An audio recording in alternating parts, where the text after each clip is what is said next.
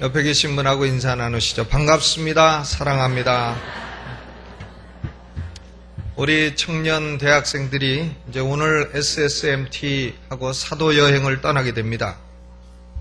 이번에 SSMT는 6개 나라에 우리 청년 대학생들이 나가서 선교하게 되는데 도합해서 경비가 한 4천만 원가량 들게 됩니다.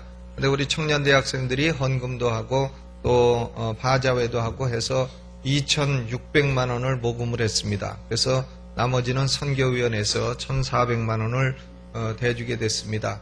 여러분들 우리 청년 대학생들이 카자흐스탄, 필리핀 그리고 인도네시아 이런 어려운 나라들 가서 선교할 때 잘 다녀오도록, 특별히 더운 나라에는 그 괴질도 많지 않습니까? 괴질에 걸리지 않고 잘 다녀오도록 기도해 주시고 격려해 주시기를 바랍니다. 오늘 레위기 2장 11절로 13절 말씀을 중심으로 해서 소재물에 뺄 것과 넣을 것이라, 소재물에는 넣을 것이 있고 뺄 것이 있다 하는 것을 생각해 보도록 하겠습니다. 성경을 우리가 뭐라고 하느냐? 영의 양식이라 합니다. 성경은 쉽게 소화할 수 있는 그런 양식도 있습니다만은 단단한 음식도 있는 것입니다. 우유도 있고 고기도 있다 그랬습니다. 단단한 음식은 우리가 먹기는 어려워도 먹으면 맛도 있고 영양도 좋은 것이 단단한 음식인 것입니다. 어렸을 때는 우유나 먹고 자라지만은 신앙이 장성하면 단단한 음식도 먹고 고기도 먹고 스테이크도 먹고, 또 스테이크도 처음에는 익혀 먹지만 나중에는 미디엄, 레어 해서 날 것을 먹지 않습니까? 레위기는 소화하기 쉬운 그런 음식은 아닙니다. 그러나 레위기를 꼭꼭 씹어 먹으면 감칠맛이 있는 재밌는 책이 레위기인 것입니다. 우리가 지난주에는 5가지 제사 가운데서 번제에 대해서 생각을 했습니다. 번제는 제사를 드리는 사람이 흠이 없는 제물을 골라서 가지고 와서 그리고 자기 죄를 고하며 그 제물 위에 안수해서 기도를 하고 자기 죄를 그 제물에게 전가시킨 다음에 그것을 잡아서 피를 흘리고 제사장은 그 피를 단의 사면에 뿌리거나 아니면 뿔에 바르거나 해서 죄사함을 받는다 그랬습니다. 근데 오늘은 소재를 생각하도록 하겠습니다. 소재라고 하는 것은 영어로는 grain offering이라 혹은 cereal offering이라 이렇게 말합니다. 여러분 cereal 하면 생각나는 거 있지 않습니까? 아침에 마누라가 밥 안 해주면 그래서 우유에다 타먹는 거, 그것이 시리얼 아닙니까? 어떤 분은 결혼한 지 10년 만에 아침에는 시리얼만 먹었다 하는 분도 있는데, 이 시리얼이 바로 곡물입니다. 그레인과 똑같은 뜻이죠. 곡물입니다. 그러니까 소재는 무엇으로 드리는 제사냐? 곡물로 드리는 제사라 하는 것을 쉽게 알 수 있습니다. 그런데 영어를 하는 사람들은 잘못하면 실수할 수 있는 것이 있습니다. 왜냐하면 이 소재는 grain offering이라고도 하지만 meat offering이라고도 한다는 사실입니다. 그 meat라는 게 뭐냐? 우리는 meat 하면 고기를 생각합니다. 그러니까 meat offering 하면 번역할 때에 고기 제물 이렇게 번역하기 쉽습니다만은 meat는 고기란 뜻만 있는 게 아닙니다.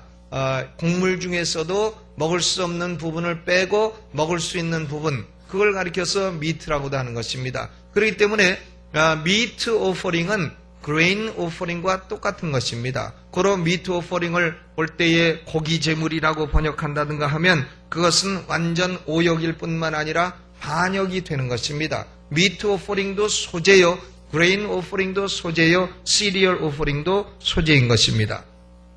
지난주에 생각한 번제와 오늘 생각할 소재는 우선 외형적으로 4가지 점에서 명백한 차이가 있는 것입니다. 한번 보시죠. 뭐가 다른가? 우선 번제는 짐승이 제물입니다. 그러나 소재는 뭐가 제물입니까? 곡물이 제물입니다. 번제는 피가 있는 제사입니다. bloody sacrifice. 그러나 소재는 곡물이기 때문에 피를 흘릴 수 없지 않습니까? 그러므로 피 없는 제사라. 그래서 우리가 소재라고 할 때 이 소자는 무슨 소자냐? 한자로 이것이 흰 소자라. 피가 없는, 피가 있으면은 붉은 제가 되겠지만은 피가 없기 때문에 흰 제사가 되는 겁니다. 이 소자가 힐 소자예요. 그러니까 피 없는 제사라 하는 것이 차이가 있고, 그 다음에 번제의 경우에는 이 번제 제물을 가죽을 빼고는 나머지는 전체를 다 태워서 여호와께 향기를 올려드리는 것입니다. 전체를 태웁니다. 그러나 소재는 일부분만 취하여 태우고 나머지는 제사장이 갖게 되는 겁니다. 그 점이 다릅니다. 그리고 번제의 경우에는 그 효과가 뭐냐? 사람의 죄를 속죄한다, 죄를 속한다 하는 효과가 있습니다만은, 소제는 뭐냐 하면 번제를 드려서 죄를 속함받은 사람이 감사와 헌신으로 드리는 제사라, 감사의 제사라. 이런 점에서 네 가지 점에 분명한 차이가 있는 것입니다.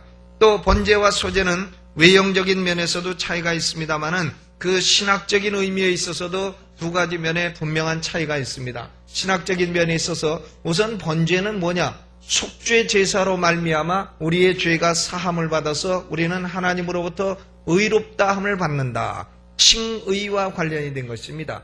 justification, 의롭다함을 얻는 것과 관련이 되어 있습니다. 그러나 소제는 이미 예수 믿어서 의롭다함을 받은 사람이 성화, 예수 그리스도의 형상을 닮아가고 헌신하고 성화하고 거룩해지는 것과 관련이 되어 있는 것입니다. sanctification과 관련이 되어 있다, 그 말이죠. 그러니까 번제는 justification, 소제는 sanctification, 이것과 관련이 되어 있다. 구원의 두 가지 측면 가운데 제일 중요한 것이 칭의와 성화 아닙니까? 그리고 우리가 죽으면은 영화, glorification을 얻게 되는 것인데, 번제가 칭의와 관련이 있고 소제는 성화와 관련이 되어 있습니다. 또 번제의 경우에는 제물에다가 제물을 드리는 사람이 손을 얹어 안수합니다. 그 안수는 회개를 의미합니다. 그러나 소제는 안수하는 그런 과정이 없습니다. 이것은 회개에서 죄사함을 받은 사람이 이제 죄사함 받은 것에 감사해서 헌신하고 감사하고 충성하는 것을 표현하는 것이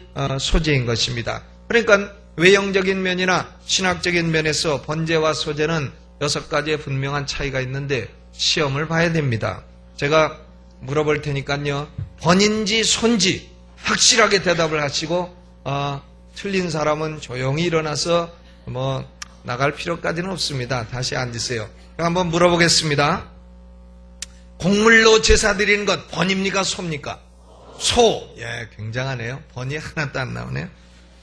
또 피를 흘려서 제사 드리는 것 번. 야, 대단합니다. 그러면 성화와 관련이 된 것 소. 거기는 조금 자신이 없으시네. 그 다음에 전체를 다 태워서 제사 드리는 것 번. 예. 그리고 죄를 속죄받은 사람이 감사해서 드리는 것 소. 야, 대단합니다. 이 6가지 차이를 구별하는 사람은 대한민국에 몇 %나 될 것인가? 저는 몇 % 안 되리라고 확신하는 사람 가운데 하나입니다. 그런데요, 번제는 그러므로 기본 제사고 소제는 부수 제사인 것입니다. 이 번제는 밥이요, 소제는 반찬이라, 이렇게 생각할 수 있습니다. 그러니까 밥을 먹을 때 반찬이 같이 가야지 밥만 먹는 사람 없지 않습니까? 그러니까 번제와 소제는 한꺼번에 동행해서 같이 드리는 것입니다.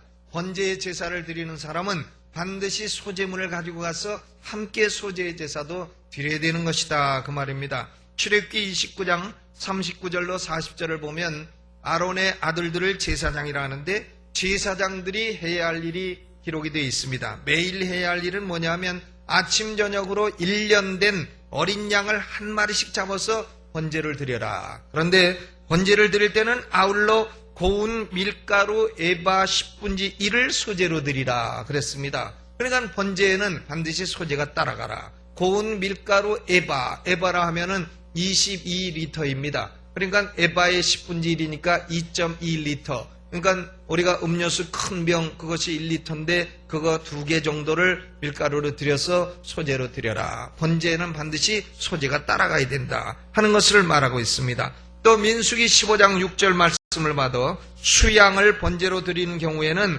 고운 가루 한 에바의 10분지 2에다가 기름 한 흰에 3분지 1을 섞어서 예비하라 그랬습니다. 그러니까 번제에는 반드시 소제가 따라가야 된다 하는 것을 알 수가 있습니다. 번제는 모든 제사의 기본이요, 소제는 고로 따라오는 것입니다. 우리가 어떻게 하면 의로운 삶을 살 수 있을 것인가? 이 문제는 예수 믿고 죄사함과 의롭다 하심을 받는 것이 먼저인 것입니다. 번제가 먼저 번제를 통과해야 소제로 갈 수 있는 것이다 그 말입니다. 번제가 출발이요 기본입니다. 그 위에 감사와 헌신과 성화와 의로운 삶이 첨가가 되는 것입니다. 고로 칭의 없이는 성화가 없습니다. 예수 믿지 않는 사람은 거룩한 삶, 의로운 삶을 살 수가 없는 것입니다. 저는 대학 다닐 때 의롭게 살기를 원했어요. 그래서 박정희 대통령 향해서 데모했습니다. 그런데 끌려가서 얻어 터지기만 했는데, 그런데 지금 생각해 보니까 그래도 박정희 대통령이 역사상 제일 훌륭한 대통령이었다, 이런 생각이 드는 건데, 그러나요, 그때 저는 하여간 좀 의롭게 살고 싶어서 끌려가서 터지기도 하고 그랬는데 그러나 제가 발견한 것은 뭐냐면, 데모하는 사람이나 데모의 대상이 되는 사람이나 둘 다 의롭지 않다 하는 것을 발견했습니다. 둘 다 그분이 그분이라 하는 것을 알게 됐어요. 그러면 사람이 의로운 삶을 살 수 있는 유일한 길은 뭐냐? 그것은 예수 믿는 길 한 가지밖에는 없는 겁니다. 예수를 믿지 않는 사람은 거룩한 삶, 의로운 삶을 살 수 있는 기본 자격이 안 되는 사람이라, 그 말입니다. 우리가 아담의 두 아들이 있는데요, 아담이 가인과 아벨 두 아들을 낳았습니다. 창세기 4장을 보면 아벨은 양의 첫 새끼를 가지고 기름으로 번제를 드렸습니다. 그런데 가인은 뭘로 드렸습니까? 번제 없이 땅의 소산을 가지고 소제를 드린 것입니다. 하나님은 아벨의 제사를 받으셨지만은 가인의 제사는 받으셨습니까? 안 받으셨습니까? 안 받으셨습니다. 그러면 소제가 잘못된 제사란 말입니까? 그렇지 않습니다. 소제도 바른 제사입니다. 그러나 번제 없는 소제를 드린 것이 잘못된 겁니다. 번제 없는 소제는 독립해서 드릴 수가 없는 것이다, 그 말입니다. 먼저 번제의 제물 대신 예수 그리스도의 머리 위에 안수함으로 회개하고, 그리고 그 피의 효력으로 죄사함을 받은 사람만이 감사와 충성과 그리고 헌신과 의로운 삶의 소재를 드릴 수가 있는 것이다, 그것입니다. 이것이 성서적으로 바른 길이요, 우리의 체험으로도 바른 길입니다. 여러분이 의로운 삶을 살고 싶으시면 예수 그리스도를 구주로 믿으시기를 주의 이름으로 축원합니다. 예수 믿지 않고도 나는 윤리, 도덕, 종교를 가지고 의롭게 살 수 있다 생각하는 사람은 꿈 깨세요. 꿈에 불과한 것입니다. 하나님은 번제 없는 소제는 받아들이지 않으시는 것입니다. 그러면 이 소제의 재료가 뭐냐? 소제의 재료는 2장 1절입니다. 1절을 같이 읽어보죠. 시작. 누구든지 소제의 예물을 여호와께 드리려거든 고운 가루로 예물을 삼아 그 위에 기름을 붓고 또 그 위에 유향을 놓아라 그랬어요. 그러니까 소제의 제사는 한마디 말해서 고운 가루라, fine flour, 고운 가루라. 이것은 밀가루도 되고 보리가루도 되는 겁니다. 밀도 되고 보리도 되는 겁니다.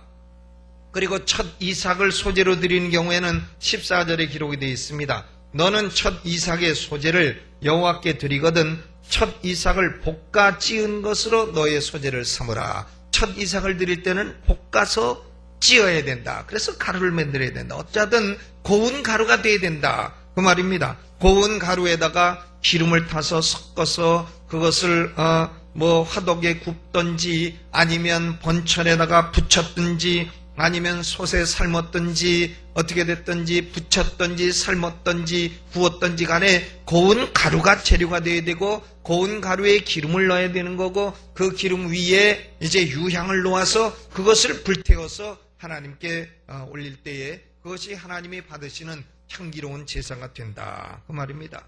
우리가 고운 가루가 되어야 된다 하는 것은 무엇을 의미하느냐? 곱다고 하는 것은 하나님께 드리는 사람, 하나님께 감사와 헌신을 드리는 사람은 가장 최고의 것을 드려서 감사해야 된다 하는 것을 의미합니다. 하나님께 드리는데 거칠고 값싸고 맛없고 그런 것을 드려서는 안 된다, 그 말입니다. 쓰고 남은 것으로 하나님께 감사하지 마시고 쓰기 전에 가장 최고의 것으로 감사를 하나님께 드리시기를 주의 이름으로 축원합니다. 제가 1986년도부터 91년도까지 미국서 5년 목회를 했는데, 그 목회할 때 교회가 가끔 TV가 부족합니다, TV가 없는데 좀 헌물할 사람 갖고 오시오 그러면 사람들이요, 그 쓰다가 못 쓰는 거 고장난 갖고 옵니다. 안 받을 수도 없고 왜 이런 거 가져오냐 할 수도 없고 고장난 거 하나님께 드리지 마시기 바랍니다. 제대로 된 거 사다가 하나님께 드리지. 그래 쓰다가 고장난 자기 집에는 새 거 갖다 놓고 고장난 거 지금 고장난 거는요 그거 버리는데 돈 듭니다. 그 동해 가가지고 뭔가 표찰 돈 해가지고 갖다 붙여놔야 가져가지 그냥도 안 가져가요. 그런 걸 하나님께 갖고 와요.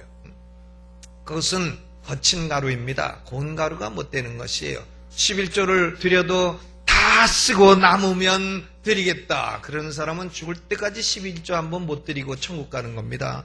하나님께 드릴 때는 먼저 딱 떼어놓고 그리고 나머지 것으로 써야 되는 겁니다. 나머지 것을 써도 그래도 남느니 돈이요 쌓이느니 재물이라. 우리 강남중앙침례의 표 다 같이 한번 해보시죠. 남느니 돈이요 쌓이느니 재물이라. 11조를 그렇게 하나님께 먼저 귀한 것으로 딱 최고의 것을 드리고 나면 그런 복이 오는 것인데 그저 하나님을 다 쓰고 남으면 찌끄레기 흔돈 찢어진 돈 테이프로 붙여서 드리고 이러면은 그것은 고운 가루가 못 된다 그 말입니다. 두 번째로는 곱다고 하는 것은 최고의 것으로 감사하라 하는 의미고요. 두 번째로 가루가 되어야 됩니다. 하나님께 헌신하는 사람은 가루가 되어야 된다 그 말이에요. 자아가 없어지는데 자아가 깨지고 부서져야 된다 하는 것을 의미합니다. 하나님의 뜻에 100% 헌신하려는 뜻으로 일을 해야지요. 깨어지지 아니하고 부서지지 아니하고 자기 고집을 가지고 하게 되면 하나님의 뜻을 이룰 수가 없는 것입니다. 예수님이 우리에게 보여주신 모범도 그겁니다. 예수님도 인간성을 가지고 인성을 가지고 이 땅에 오셨는데 왜 당신 뜻이 없으시겠어요? 그러나 예수님은 언제나 하나님의 뜻에 순종하셨습니다. 요한복음 6장 38절로 39절에도 내가 하늘로서 내려온 것은 내 뜻을 행하려 함이 아니요 나를 보내신 이의 뜻을 행하려 함이니라 그랬습니다. 누가복음 22장 42절에도 예수님이 겟세마네 동산에서 마지막 십자가를 지기 전에 기도하실 때 이렇게 했습니다. 가라사대 아버지여 만일 아버지의 뜻이여든 이 잔을 내게서 옮기시옵소서. 그러나 내 원대로 마옵시고 아버지의 원대로 되기를 원하나이다 그러셨습니다. 그러므로 예수님은 완전히 가루가 되어서 고운 가루가 되어서 하나님께 드려진 소재제물이 되신 줄로 믿습니다. 우리도 예수 믿고 죄사함 받았다면 고운 가루가 되어 하나님께 헌신하고 감사하고 충성하는 삶을 사시기를 주의 이름으로 축원합니다. 그것이 바르게 사는 삶이에요. 그것이 옳게 사는 삶인 것입니다. 고운 가루가 되지 않고 나는 내 뜻대로 내 멋대로 살겠다. 그러면 그렇게 살으시라 이 말이에요. 그렇게 살으시면 나중에 삶의 결과가 무엇인가? 삶의 결과를 나중에 보시고 아하 그때 고운 가루가 되어 살라고 한 그 말씀의 의미가 무엇인지 이제야 알겠다 하고 꼴깍 하고 돌아가실 수가 있는 것입니다. 하나님께서는 우리를 망하게 하기 위해서 고운 가루가 되라 하시는 게 아닙니다. 우리에게 그것이 복이 되고 축복이 되고 그것이 바른 인생길이요 그것이 영원을 지향하는 인생길이기 때문에 그렇게 살라고 말씀을 하시는 것입니다. 그런데 여기 소재에는 첨가에서는 절대로 안 되는 것이 두 가지가 있습니다. 뭐하고 뭡니까? 11절을 읽어봅니다. 시작.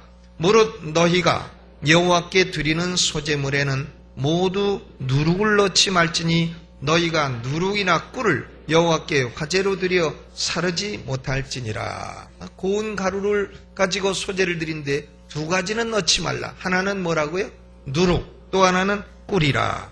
누룩은 무엇을 의미합니까? 누룩의 의미는 세 가지입니다. 첫째로는 누룩은 부패입니다. corruption. 누룩이 들어가면 속히 부패합니다. 그래서 그 부패한 것이 나중에 발효돼서 맛있는 음식이 되기도 하죠. 된장도 되고 고추장도 되고 이렇게 되는데 하여튼 누룩은 들어가면 부패시키고 곰팡이를 일으키고 이런 특징이 있다 그 말입니다. 그러므로 누룩의 의미는 교리적인 부패, 윤리적인 부패, 모든 부패는 다 누룩으로 상징이 되는 것입니다.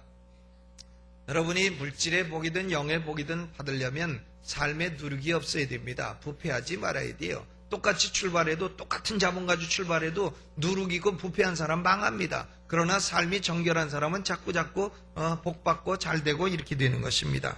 예수님께서도 마가복음 8장 15절에 예수께서 경계하여 가라사대 삼가 바리새인들의 누룩과 헤롯의 누룩에 주의하라 말씀하셨습니다. 그런 누룩은 첫째로 부패함입니다. 둘째로 누룩은 뭐냐? 교만입니다. 프라이드. 누룩이 들어가면요, 밀가루 조그만데 누룩을 넣게 되면 어떻게 됩니까? 밀가루가 막 부풀어 오르고 중국집 가면 공갈빵 있는 것처럼 부풀어 올라서 큰 빵덩어리가 되지 않습니까? 막 부풀어 오릅니다. 그러니까 우리 영혼에 누룩이 딱 들어오게 되면요, 사람의 마음이 막 부풀어 올라가지고 어떻게 되느냐, 자기가 무슨 거물이 된 것처럼.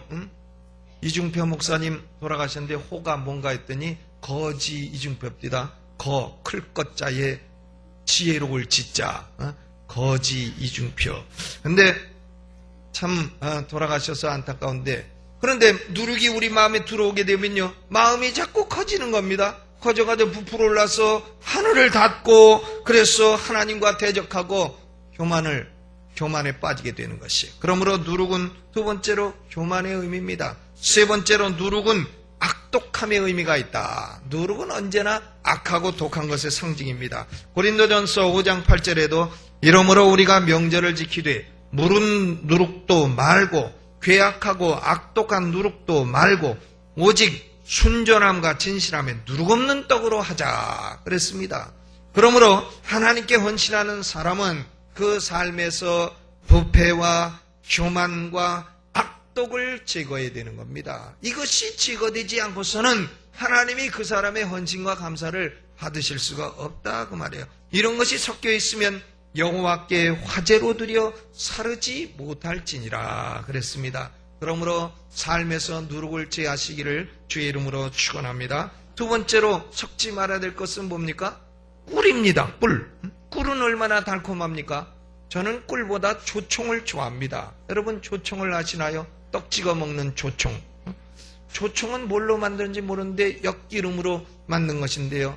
우리 외할머니는 조총을 만드셔가지고 그것을 소주병에 담아가지고 늘 높은 선반 위에 올려놨습니다. 못 꺼내 먹게. 그걸 꺼내 먹으려면 의자를 놓고 그 위에 이불도 놓고 올라가는데, 이불이라는 것이 이것이 견고하지 못해서 잘못하면 그걸 꺼내다가 그만 넘어집니다. 넘어지면 다 깨트리고 조총 다 깨트리고 야단 맞고 하는데, 참 조총이나 꿀이나 얼마나 맛있습니까? 전 꿀보다 조총이 더 좋습니다. 떡 찍어 먹으면 세상에 그렇게 맛있는 게 없어요. 그걸 이제 부치면 엿이라. 그런데 엿 먹으라 그러면 사람들이 다 좋아하지 않잖아요. 조총 잡수시라. 그럼 녹여서 먹으라 하면 다 그저 좋아하는데, 이 꿀은요, 혀의 미각에 얼마나 달콤한 것입니까? 그러나 많이 먹으면 건강을 해치게 되는 것입니다. 잠언 25장 27절에 이렇게 말했습니다. 꿀을 많이 먹는 것이 좋지 못하고 자기의 영예를 구하는 것이 헛되니라. 이 꿀을 많이 먹는다는 게 뭐냐? 자기의 영예를 구하는 거다. 자기의 이기적인 영예를 구하는 것이다. 그 말입니다. 세상의 육신의 정욕이나 안목의 정욕이나 이생의 자랑을 구하는 것이 꿀을 먹는 것입니다. 사람이 꿀을 너무 많이 먹게 되면요, 이 육신의 정욕, 안목의 정욕, 이생의 자랑은 인간이 다 좋아하고 추구하는 것이지만 이것이 바로 죄악의 3대 근원이라 이렇게 말씀하지 않았습니까? 그러므로 우리는 예수 믿고 헌신해서 사는 사람들은 지나친 육신의 정욕이나 탐욕이나 사욕이나 이런 것을 쫓지 마시기를 바랍니다. 그것이 꿀이에요. 그것이 꿀이고, 요거 한 건만 잘 되면 내가 인천에 배만 들어오면 내가 참 형편 풀리리라. 하지만은 그 꿀을 먹게 되면 건강에 나쁜 것이다. 그 말이에요. 그러므로 꿀탄 소재는 하나님이 받지 아니하신다 그러셨습니다. 고로 소재에는 두 가지를 제거해야 됩니다. 뭐하고 뭐를요?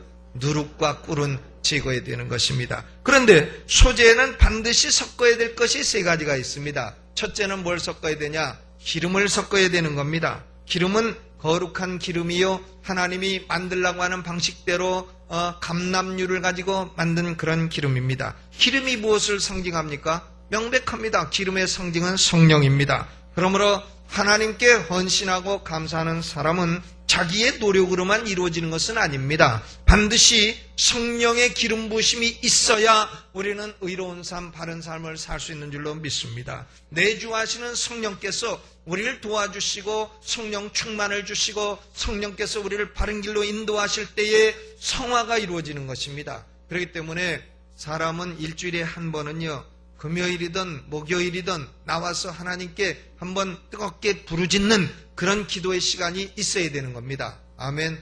요새 금요철에 많이 나오시는데 더 많이 나오시고요. 1,000원 갖고 헌금, 장학헌금 갖고 금요일에 나오세요. 그래서 일주일에 한 번이라도 하나님께 막 부르짖어 기도하면 성령의 기름 부으심이 임하게 되는 거고, 성령의 기름 부으심이 임하게 되면 한 주일간 성령의 보호하심 가운데 죄악에 빠지지 않고 승리하며 살 수 있는 줄로 믿습니다. 금요철에 안 나오시는 분들 다시 나오시기를 주의 이름으로 축원합니다. 나올 분 한번 손 들어보세요. 안 나오던 분들 중에 손 내리세요. 이제 안 드신 분도 다 나오세요. 우리가 어떻게 의로운 삶을 삽니까? 성령의 도우심 없이는 의로운 삶을 살 수가 없습니다. 내 의지로 의롭게 살겠습니다. 어림도 없는 얘기예요. 자기 자신을 믿지 마세요. 자기 자신은 믿을 게 못 되는 겁니다. 성령님의 도우심이 있을 때 우리는 바르게 살 수 있는 줄로 믿습니다. 그것이 기름입니다. 두 번째로는 유향입니다. 유향은 영어로는 frankincense라고 하는데, 이 유향은 뭐냐면은 유향나무라는 게 있습니다. 감람나무의 일종인데 유향을 흠을 냅니다. 마치 고무나무에 흠을 내서 고무를 넣듯이 유향나무에 흠집을 내면 거기서 이제 진액이 나오게 되는데, 그 진액을 받아가지고 말려서 가루로 만들게 되면 그것이 유향입니다. 이 유향은 가나안 땅에서도 많이 나고 아라비아에서도 많이 나는데, 특별히 이것은 피부병에도 효과가 있다고 합니다. 그래서 유향 가운데 길르앗에서, 요단강 동편 길르앗에서 나는 길르앗의 유향이 가장 피부병에 효력이 있다 하지 않습니까? 그러니까 예레미야 선지자는 너희가 길르앗 유향으로 치료함을 받지 못하였도다 하고 탄식한 것을 많이 볼 수가 있습니다. 그런데 이 유향은 불에 태우거나 가열을 하거나 하면 향기로운 냄새가 납니다. 이 불에 태우면요, 물질의 성질이 조금 변하는 것이 있는데, 예를 들면 마늘은 불에 태워 먹으면 마늘 그 매운맛이 없어집니다. 그래서 저는 고추도 그런가 해서 고추를 갖다가 뜨겁게 구워가지고 먹었더니 엄청 매워집니다. 고추는요 데우면 더 매워집니다. 그러니까 고추 익혀 먹지 마세요. 그냥 잡으세요. 이 유향이라는 것은 그것을 태우게 되면 하얀 연기가 나는데, 이 연기가 하나님께 참 향기로운 제사가 되는 것입니다. 유향은 기름처럼 가루와 혼합이 안 되기 때문에 이 가루와 기름을, 고운 가루와 기름을 섞어서 유향 그 위에 얹혀놓고 그리고 태우는 것입니다. 그러면 여호와께 향기로운 냄새가 된다 그랬습니다. 그러면 유향은 영적으로 무엇을 의미하느냐? 유향이란 하나님께서 예수 그리스도를 그 보좌 우편에 앉히시고 그리스도의 간구를 들으신 것을 의미하는 것입니다. 유향은 그리스도의 중보 기도를 의미합니다. 베드로전서 3장 22절에 저는 하늘에 오르사 하나님 우편에 계시니 천사들과 권세들과 능력들이 저에게 순복하느니라 그랬습니다. 예수님은 하나님 보좌 우편에 계신데 무슨 일을 하십니까? 로마서 8장 34절에 보니까 누가 정죄하리요? 죽으실 뿐 아니라 다시 살아나신 이는 그리스도 예수시니 그는 하나님 우편에 계신 자여 우리를 위하여 간구하시는 자시니라 그랬습니다. 유향이란 바로 그리스도의 중보기도의 향이 하나님께 올라가는 겁니다. 우리는 거룩하게 살고 의롭게 살고 싶지만 자꾸 실패하고 또 실패합니다. 그러나 우리는 영원히 넘어지지는 않습니다. 하나님은 의인의 요동함을 영영에 허락지 아니하신다 말씀하셨습니다. 의인은 7번 넘어질지라도 8번 일어난다 말씀하셨습니다. 그러므로 지금 넘어져 계신 분은 다시 일어나시기를 주의 이름으로 축원합니다. 그런데 우리가 어떻게 넘어지고 실패했는데 또 일어납니까? 그것은 바로 예수 그리스도께서 하나님 보좌 우편에서 우리를 위해서 중보기도 해주시기 때문인 것입니다. 그것을 하나님이 향기로운 냄새로 받으시고 우리를 다시 넘어진 자 가운데 일으켜주시는 것입니다. 오늘 지금 넘어져 계신 분은 일어나시기를 주의 이름으로 축원합니다. 신앙에 넘어지고 기도에 넘어지고 윤리에 넘어지고 이런 분은 다시 일어나야 돼요. 의인은 7번 넘어져도 다시 일어나는 겁니다. 그러므로 우리가 참 거룩한 삶을 살고 싶다 할 때에는 성령의 도우심과 예수 그리스도의 중보기도, 이 두 가지가 절대적으로 필요한 겁니다. 우리 힘으로만 되는 것은 결코 아니다 그 말이에요. 그러므로 예수 믿지 않고 의로운 삶을 살 수 있는 사람은 아무도 없는 겁니다. 그런데 이 소재물에 치는 제일 중요한 게 뭐냐? 세 번째 제일 중요한 것이 13절에 있습니다. 13절 같이 읽어봅니다. 시작. 내 모든 소재물에 소금을 치라. 내 하나님의 언약의 소금을 내 소재에 빼지 못할지니 내 모든 예물에 소금을 드릴지니라. 그랬습니다. 제일 중요한 게 소금입니다. 소금은 무엇을 의미하느냐? 소금은 첫째로는 불변성을 의미합니다. 소금이 뭐 맛이 오늘은 짰다가 내일은 달았다가 모레는 쉬었다가 그러면 그 무슨 소금입니까? 소금은 맛을 잃지 말아야 돼요. 맛을 잃은 소금은 아무짝에 쓸모없어 버린다 그랬습니다. 옛날 이스라엘에는 산에서 나는 암염, 바다에서 나는 해염이 아니고 암염은 그것이 소금기가 다 빠지게 되면 맛 잃은 소금, 그건 뭐 소금도 아닌 그런 쓸모없는 광물이 되는 겁니다. 그럼 그런 것은 바뀌었다 버리게 되는 것이죠. 그러나 진짜 소금은 맛이 변하지 않습니다. 하나님께서는 그렇기 때문에 이 소금을 언약의 소금이라 그랬어요. 언약의 소금이라. 또 하나님은 이스라엘 백성과 언약을 맺을 때 언제나 소금 언약이라 이렇게 말씀하셨습니다. 민수기 18장 19절에도 여호와 앞에 너와 네 후손에게 변하지 않은 소금 언약이니라. Covenant of salt. 그러니까 언약을 맺을 땐 이 언약은 절대로 변하지 않는 거다 하는 것을 나타내기 위해서 소금 언약이라고 말씀하신 것입니다. 소금은 변하지 않습니다. 우리의 신앙이 변하지 말아야 됩니다. 없을 때는 열심히 하다가 뭐 좀 생기면 변하고 사람이 그렇게 많이 변하면 못 쓰는 겁니다. 심지가 견고한 자를 평강의 평강으로 지키신다 그랬습니다. 오늘은 기분 좋다가 내일은 또 확 나쁘다가 너무 많이 변하면 안 되는 겁니다. 그러니까 오늘은 뭐 산꼭대에 올라가 있다 내일은 또 그냥 저 밑에 골짜기에 들어가 있다 이러지 마시고 변함없는 신앙, 심지가 견고한 신앙, 이런 신앙을 가지시기를 주의 이름으로 축원합니다. 두 번째로 소금은 뭐냐?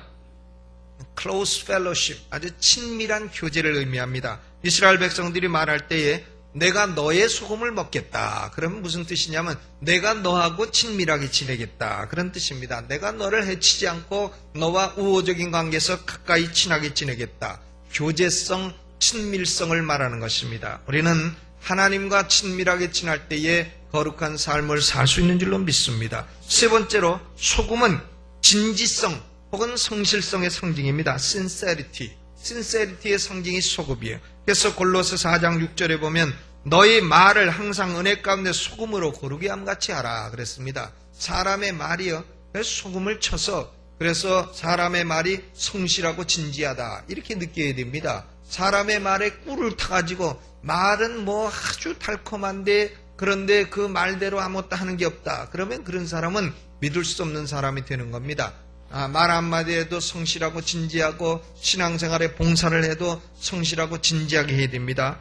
기분 좋을 땐 하다가 안 좋으면 안 하고 이러면 그 무슨 봉사입니까?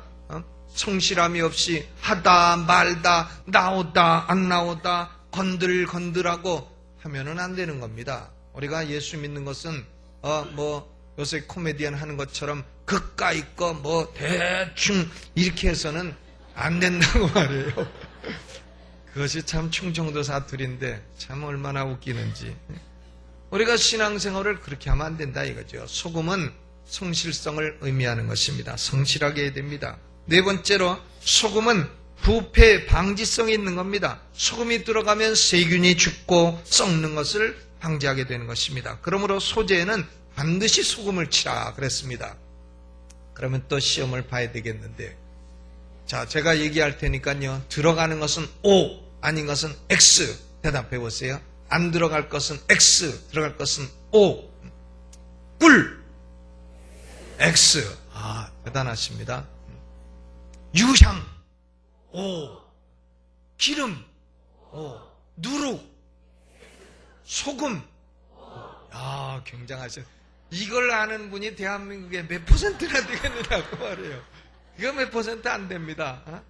한번 붙들고 물어보시라니까요. 명동거리에 나가서 너 소재에 들어가는 거 OX로 대답해봐 하고 한번 붙들고 물어보세요. 맞추는가? 다 틀리지.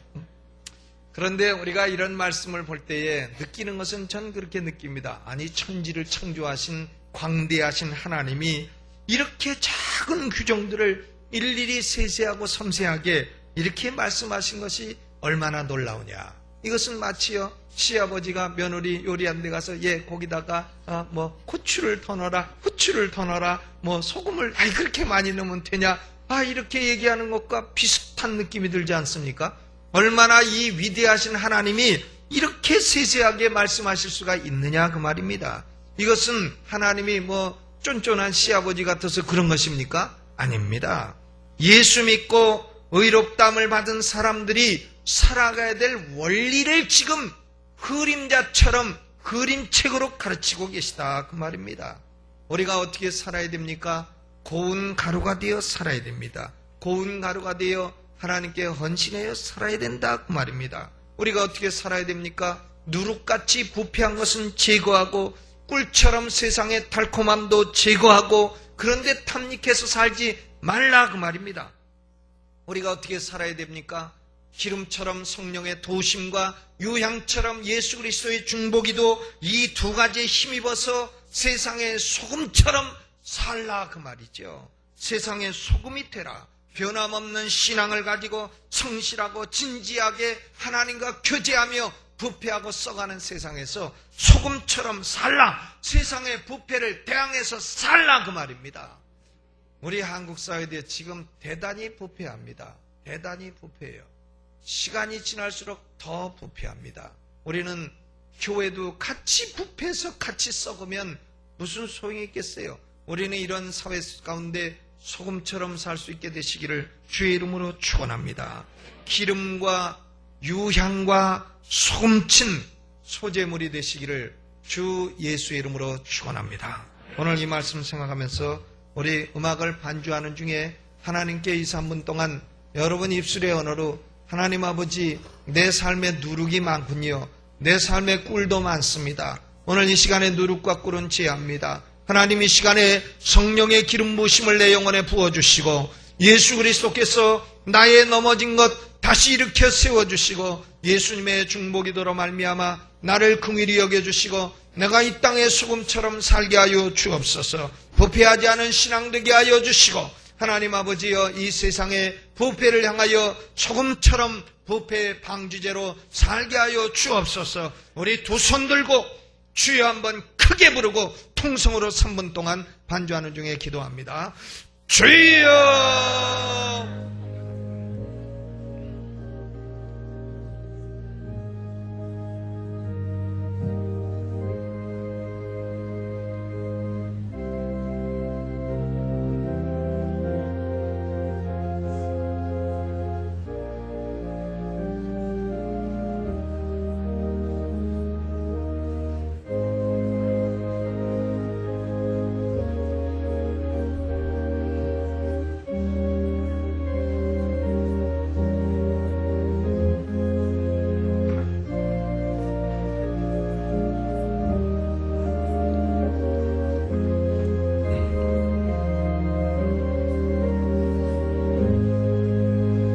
하나님 우리 아버지, 우리는 예수 믿어 의롭다함을 얻은 주의 백성입니다.